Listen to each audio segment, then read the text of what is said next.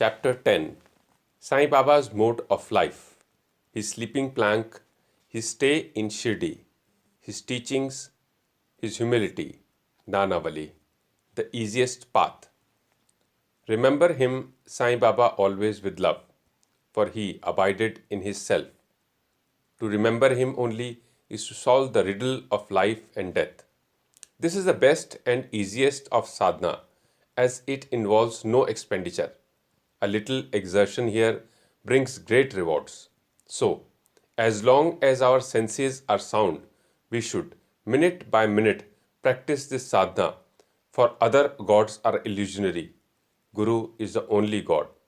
If we believe in Sadguru's holy feet, he can change our fortune for the better. If we serve him sincerely, we get rid of our worldly afflictions. We need not study any philosophy like Nyaya and the Mimamsa.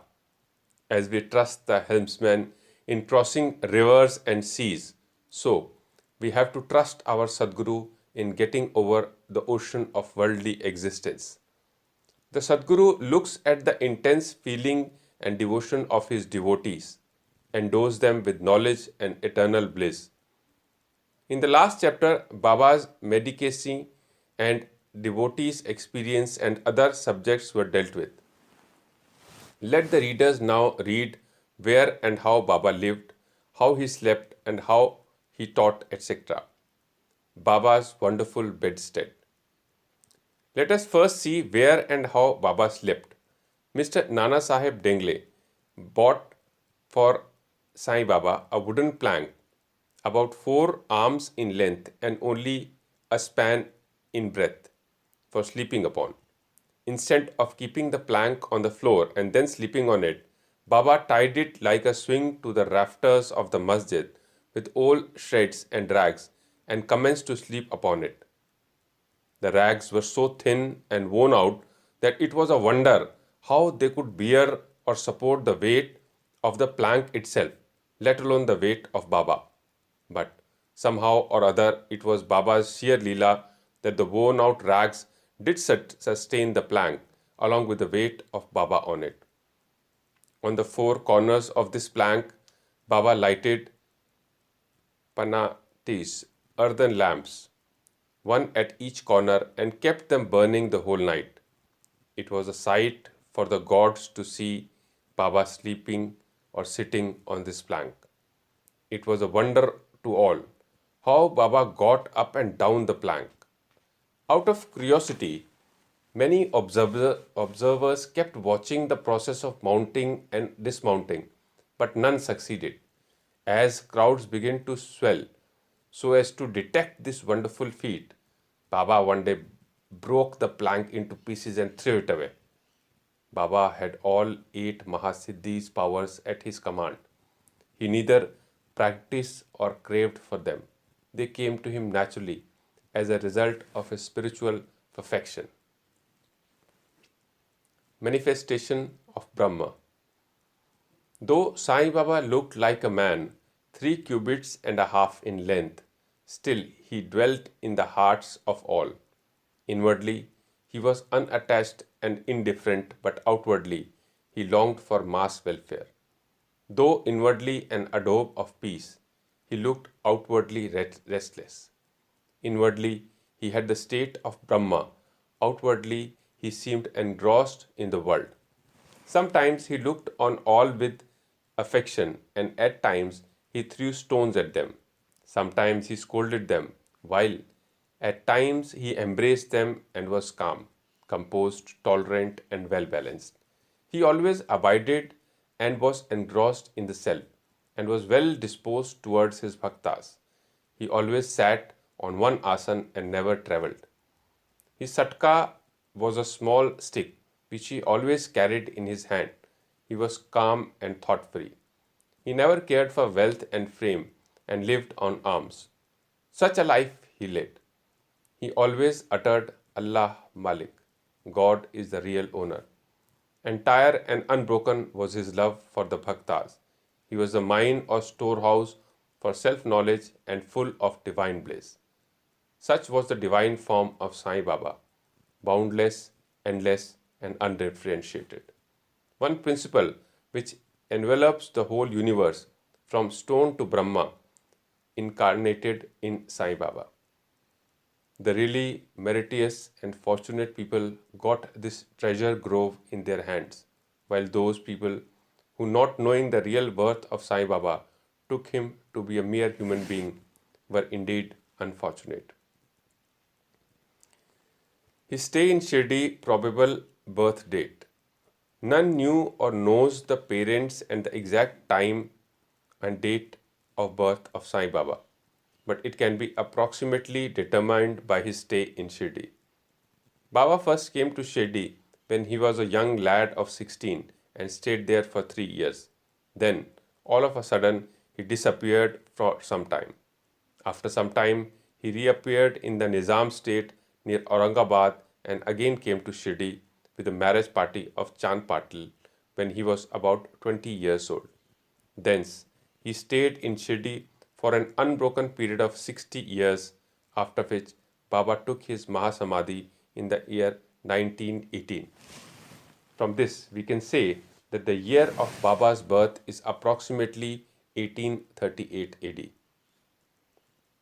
Baba's mission and advice. Saint Ramdas 1608 to 1681 flourished in the 17th century and fulfilled to a great extent his mission of protecting cows and Brahmins against the Yavanas Mohammedans. But within 2 centuries after him, the split between the two communities, Hindu and Mohammedans, widened up and Sai Baba came to bridge that gulf. His constant advice to all was to this effect: Ram, the god of Hindus, and Rahim, the god of Mohammedans, are one and the same. There was not the slightest difference between them. Then, why should their devotees fall out and quarrel amongst themselves? You ignorant folks, join hands and bring both the communities together. Act sanely, and thus you will gain your object of national unity. It is not good to dispute and argue. So don't argue, don't emulate others. Always consider your interest and welfare. The Lord will protect you. Yoga, sacrifice, penance, and knowledge are the means to attain God. If you do not succeed in this by any means, in vain is your birth. If anyone does any evil unto you, do not retaliate. If you can do anything, do some good unto others. This, in short, was Sai Baba's advice to all, and this will stand us in good stead both in spiritual and material matters. Sai Baba as Sadguru. There are many so-called gurus who go about from house to house with cymbals and veena in their hands and make a show of their spirituality. They blow mantras into the ears of their disciples and extract money from them. They profess to teach piety and religion to their disciples, but are themselves impious and irreligious. Sai Baba never thought of making the least show of his worth. He had no body consciousness, but he had great love for his disciples. There are two kinds of gunas. First, niyat, appointed or fixed, and second, aniyat, unappointed or general. The latter, by their advice, develop the good qualities in us, purify our hearts, and set us on the path of salvation.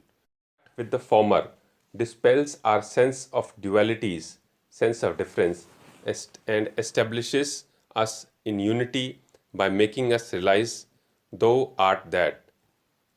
There are various gurus imparting to us various kinds of worldly knowledge, but he who fixes us in our nature, self, and carries us beyond the ocean of worldly existence is the Sadguru.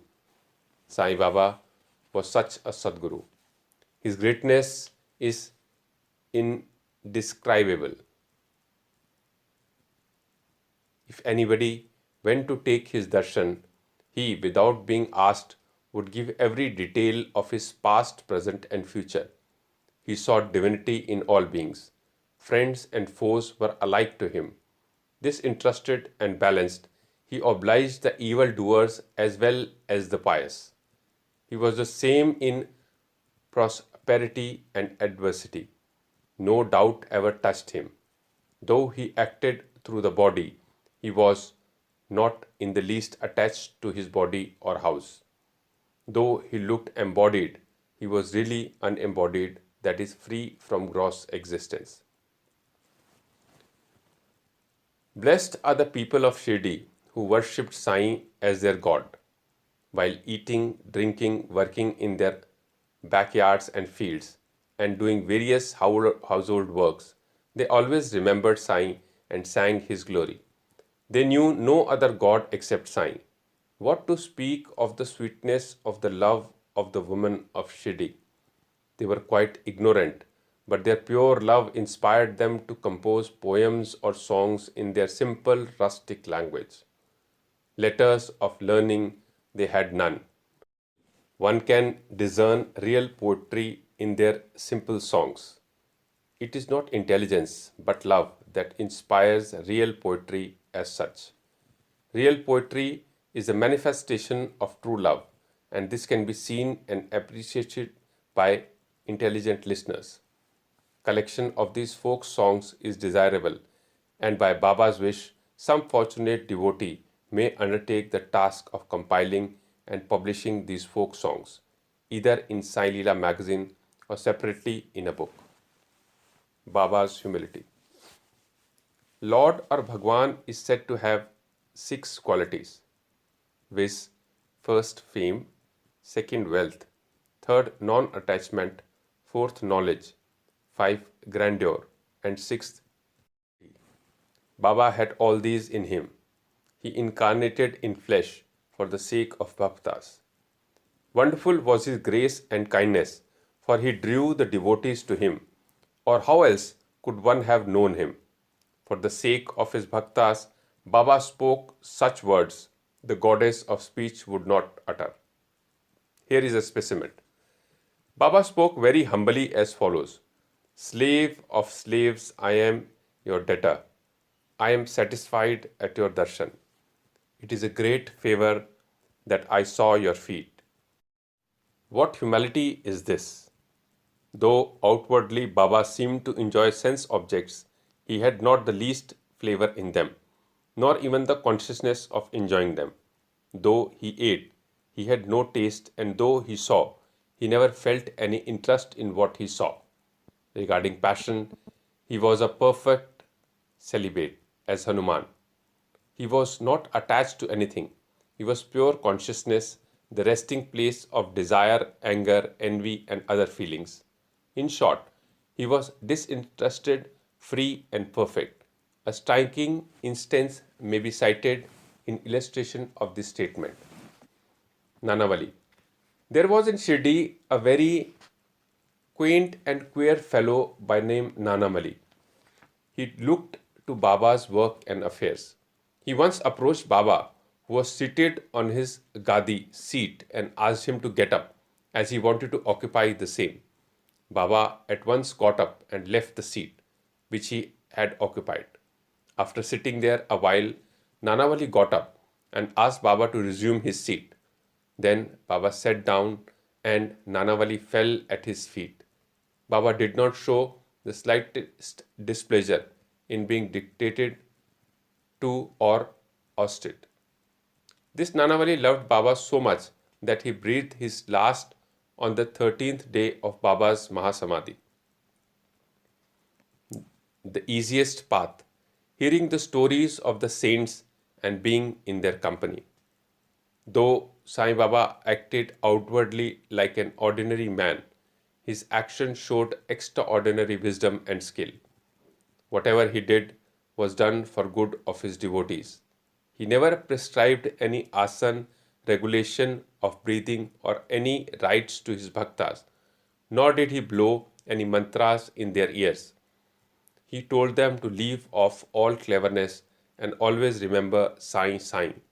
If you did that, he said, all your shackles would be removed and you would be free.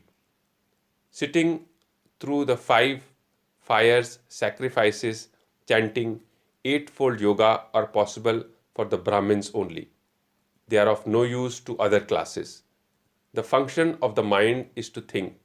It cannot remain without thinking for a minute. If you give it to a sense object, it will think about it. If you give it to Guru, it will think about Guru. You have heard most attentively the grandeur of Sai. This is the natural remembrance of Sai. Hearing the stories of the saints is not so difficult as the other sadhanas mentioned above. They, stories, remove all fear of this sansar, worldly existence, and take you onto the spiritual path. So, listen to these stories, meditate on them, and assimilate them. You may attend to your worldly duties, but give your mind to Sai and his stories, and then he is sure to bless you. This is the easiest path, but why do not all take to it? The reason is that without God's grace, we do not get the desire to listen to the stories of the saints. With God's grace, everything is smooth and easy. Hearing the stories of the saints is, in a way, keeping their company. The importance of the company of the saints is very great. It removes our body consciousness and egoism, destroys completely the chain of our birth and death, cuts asunder all the knots of the mind and takes us to God, who is pure consciousness. It is certainly increase our non-attachment to sense objects and makes us quite indifferent to the pleasures and pains and leads us onward on the spiritual path. If you have no other sadhana, such as uttering God's name, worship or devotion, etc., but if you take refuge in them, saints, wholeheartedly, they will carry you off safely across the ocean of worldly existence. It is for this reason that the saints manifest themselves in this world.